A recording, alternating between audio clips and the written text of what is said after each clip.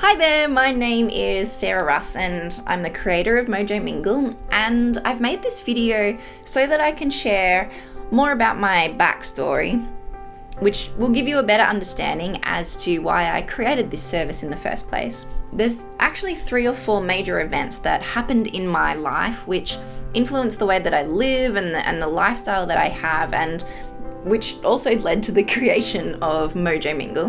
The first would be that when I was 19, I got glandular fever, which for the Americans, they know that as mono. So when I got glandular fever, my whole life changed. I had to drop out of most of the courses that I was doing at uni. I didn't have energy to go out with my friends anymore. So I spent about 3 months pretty much bedridden, feeling somewhat depressed. I was no longer able to work hard at achieving good grades at uni. Studying exhausted me and I couldn't go to clinical placement because I physically couldn't get there. I needed to make some changes to my lifestyle in order to get my energy back. I no longer could binge drink with my friends on the weekend, which meant that I wasn't fun anymore. And my friends kind of tended to continue doing what we used to do on weekends, which was a lot of binge drinking and socializing. And I ended up kind of having to find some new friends. So I made the choice to stop drinking alcohol. I needed to avoid passive smoking because ultimately cigarette smoke would, give me sore glands again because I'd get an infected respiratory tract. I'd end up with tonsillitis, and I had to focus on nutrition and learn how to fuel my body so that I was energetic and maintained a good immune system. I needed to make sure that I got enough sleep and kept my stress levels low. So glandular fever, although it wasn't great at the time, it actually made me develop great habits for the rest of my life. The second significant event that happened in my life, which influenced the way that I live, and which ultimately led to the creation of Mojo Mingle, was when I was 21. I had this best friend, his name is Jason, and he had so much energy. He was the life of the party. He and I would have so much fun just catching up, talking on the phone 3 or 4 hours till all hours of the night. And we would play soccer in the backyard, and we would always be laughing and sharing stories. And I observed how he was so friendly with people, and he really made the most of every day, and he had all these goals and ambitions, and he was just such a larrikin. He was so fun to be around. And then when I was 21, he got hit by a car. And he ended up in intensive care for about 6 weeks. And then eventually we had to say goodbye to him. And I lost my best friend at that point. So, I was so grateful that he had entered my life after glandular fever had made me shift away from the friendship group that I had from high school and early uni days. And then I found Jason, and then I lost Jason. So I was almost back to square one. But there was a life lesson that I learned, and that was that life is short, and it's important to let people that you know and care about know that you're there for them, and that there's so much fun to be had. So that's what I learned from the unfortunate circumstance of Jason passing away. So then my idea of how I wanted to live life kind of shifted. So at uni, I was studying nuclear medicine to become a nuclear medicine technologist, which is kind of like a radiographer. I decided that with my degree, I was going to use that to work a couple of years and save up my money and then travel. And so that's what I did. I created a plan to travel for 6 months through Southeast Asia and arrive in the UK, and I worked for about 2 years in the UK, and I had the travel bug. So I spent a lot of the money that I made working as a nuclear medicine technologist in England on lots of travels. And surprisingly, a lot of people who meet me don't think that I am shy. And until maybe a year or two ago, I always identified as being shy. Back in uni days or high school days, after, I was old enough to start, drinking alcohol, I would rely on having a few drinks of alcohol to be more social and to try to connect with, guys that I fancied, because I was, quite socially awkward or shy and very reserved when it came to showing who I was around people that I wanted to make a good impression in front of. So when I was traveling and doing all these like group tours and staying in accommodation like hostels and hotels, I was immersed in this lifestyle of meeting new people all the time. And I actually found that I developed social skills and the confidence to start having conversations with strangers, and I enjoyed it and I had a lot of fun and I made some great friends during my travels overseas. So having reflected on, how I used to be in school days and uni days to how I was after I traveled, I was definitely way less shy. But that was in sort of general social situations. When it came to dating and matters of the heart, it was only maybe in the last couple of years that I did a lot of work with coaches to become more confident and recognize my value and enjoy dating and feel confident starting conversations with guys that I was attracted to. That brings me to the third event that happened in my life that influenced how I live and helped me create Mojo Mingle. So I was in about 2015, I had returned to Australia, to my hometown, and I had spent many years traveling and building these great, connections and having so much fun, enjoying new experiences.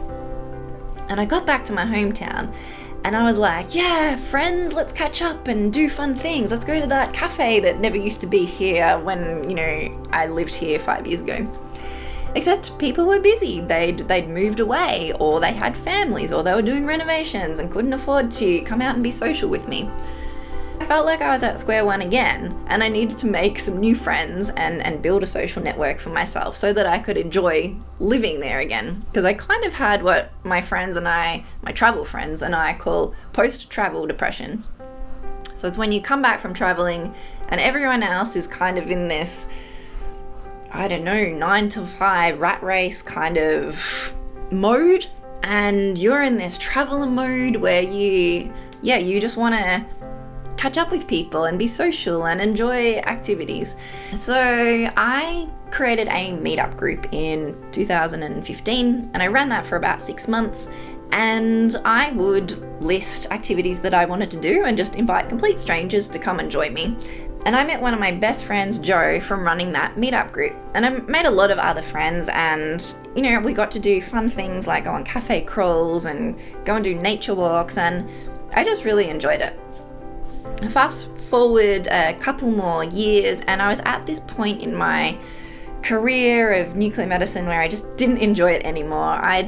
I'd lived life so much, like outdoors in my travels, and the idea of coming back to a nuclear medicine department, which is usually in the basement of a hospital with lead-lined walls and no windows, no natural light, and all like air-conditioned air.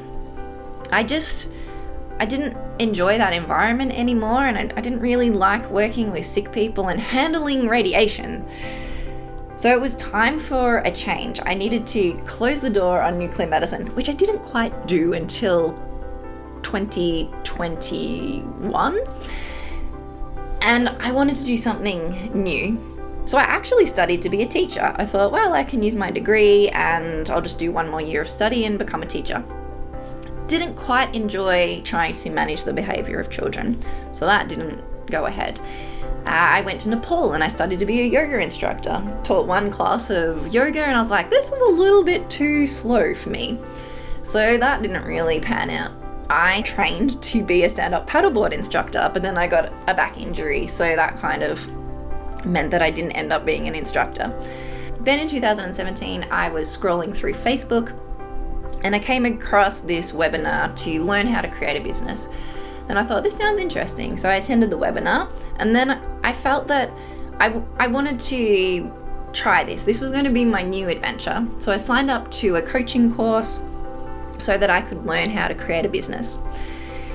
Now, step one in creating the business was to have an idea that solves people's problems and have an idea that I'm passionate about, that I enjoy doing.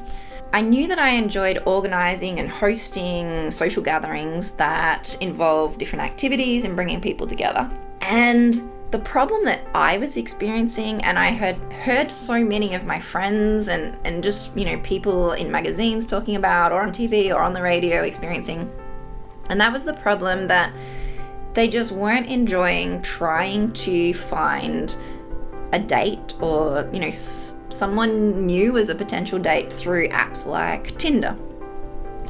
And so I thought, maybe I can combine some kind of service for singles so that they don't have to use Tinder to meet other singles with my love of activities and creating social gatherings for people to meet.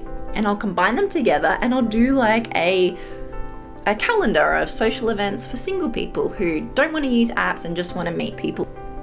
And I called that community Organic Fusions in the beginning because it was about connecting, fusing organically. People hated the name. Well, 50% of people hated the name, particularly marketing people who I had some coaching through. So I ended up changing the name in about 2019, I think. And it became Mojo Mingle. So over the years, I ran a lot of different social events and I observe people that come to my social events. I also always ask for feedback from people who come along because then I know if I'm actually helping them to have their needs met, if I'm helping them by solving their problem. And the feedback is great. So I learned that some people feel too shy to hand out their contact details. So that meant that I had to help people to learn how to share their contact details, or I needed to coach people to be more confident when it came to starting conversations. I also learned that some people prefer to be social in smaller groups and other people prefer larger groups. So I ran and tested a lot of different types of social events, and in the end I settled on about 7 or 8 that I really love running and that work for the people in my community who love catching up in person and love to have conversations and are fine not drinking alcohol. My events typically don't focus on alcohol because, well, as I explained at the beginning of my story, I learnt at the age of 19 to be social without relying on alcohol, and that was such a great skill set to learn. And so I help people to develop that confidence and the skills to be social and interact with people that they like without relying on alcohol. Again, through the feedback, I eventually ended up creating an event called Offline Valentine, which ticked the box for everyone in our community who was serious about looking for love. They wanted to invest in themselves. They were ready to invest in themselves. They were clear that they didn't want to just meet singles, or they didn't want to just meet singles who also liked bushwalking and were a similar age. They wanted to meet people who were ready to find a relationship. And some of those people knew specifically what they wanted. They knew that they wanted a compatible partner. They knew that they wanted to have kids or not have kids. They knew that they wanted to meet someone who shared their values. And so I actually trained to become a matchmaker. So I created this offline Valentine event for singles. It was mostly for professionals and business owners or entrepreneurs, people who were able to invest in themselves in the service of being introduced to other singles who were also looking for love. And so I started running the offline Valentine event in 2018 or 2019, and that's become one of my favorite events of all time. So hopefully you've got a good understanding of why I've created Mojo Mingle and how it grew to become offline Valentine, and also the importance of the Mojo Mingle memberships, which you can find on the Work With Me page, because inside the memberships is where I tell a lot more stories about the lessons that I've learned in my own journey of having to build a new friendship network, having to find new best friends, having to work out why I'm so socially awkward around guys I'm attracted to, how I built confidence in talking to strangers, and how I learned to gain clarity on what it is that I'm looking for and what am I attracted to that makes me want to date them or end up in a relationship with them. At heart, I'm a scientist, and I feel like my whole life has been an experiment, and I'm constantly testing things.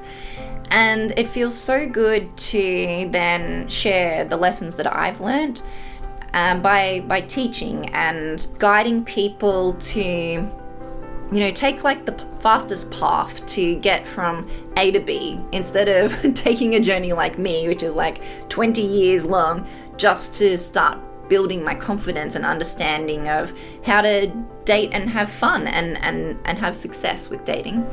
If you've resonated with any of my story, whether it's finding new friends or moving to a new area or wanting to live a healthier lifestyle, wanting to have more confidence being social, wanting to learn how to date with success, wanting to learn how to stop dating the wrong people and just get clear on who the ideal partner is for you and where to find that person, or if you want to learn more about having a healthy, thriving, loving, long-term relationship, all of those stories and lessons and trainings can be found in the VIP Mojo Mingle membership.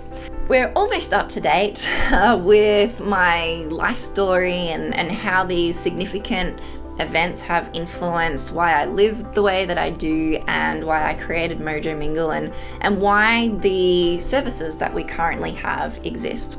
So I've almost come to the end of my story. At the time of filming this video, I'm currently studying life coaching and counseling. And I'm studying them because I'm really curious and I love learning about human behavior, and by learning more about human behavior and experimenting with my own life, I can then teach people and coach people to also achieve those goals that they're setting for themselves. So time to wrap up now. Thank you for watching all the way to the end of this video. Hopefully I have given you enough information to understand why I created Mojo Mingle and why I live the way that I do. And if you haven't yet come along to an event or joined the VIP membership, then I encourage you to make a decision and do one of those today. You won't regret it. Cheers!